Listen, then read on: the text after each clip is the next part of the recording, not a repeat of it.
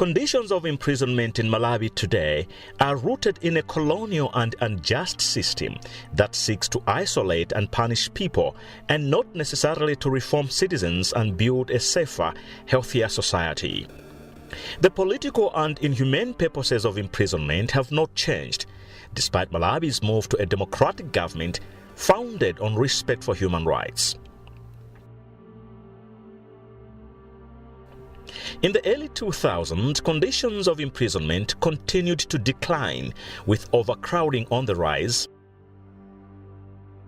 and access to food falling consistently and significantly below the minimum standards required under the Prisons Act and regulations.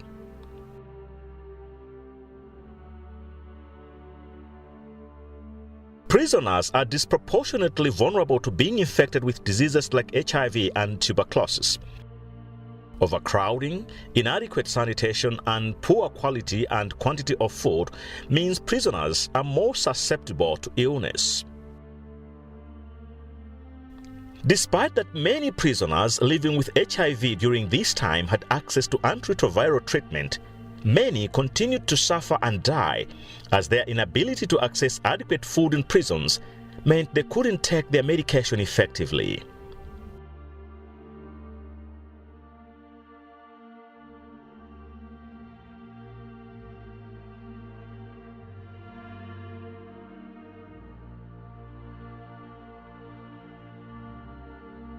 In 2009, a prisoner named Gabriel Masangano brought a case to the courts challenging these conditions.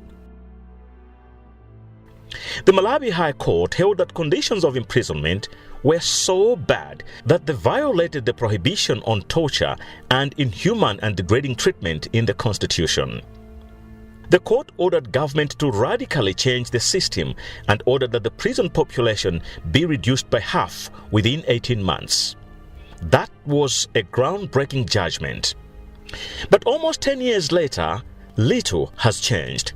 In fact, the prison population is increasing. World Prison Brief data shows that in the year 2000, the overall prison population was at 7,728.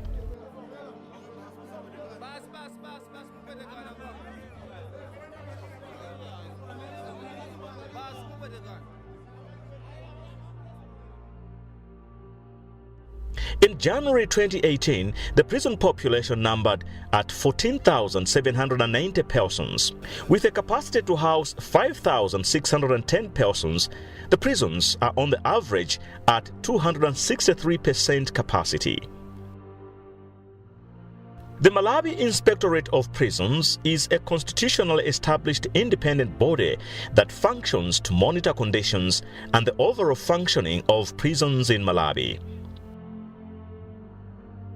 In its 2016 report, it describes the prisons as congested, relating recurrent general problems of poor sanitation, poor diet, overcrowding, abuse of inmates, poor ventilation, corruption, and violation of constitutionally protected rights of arrested persons.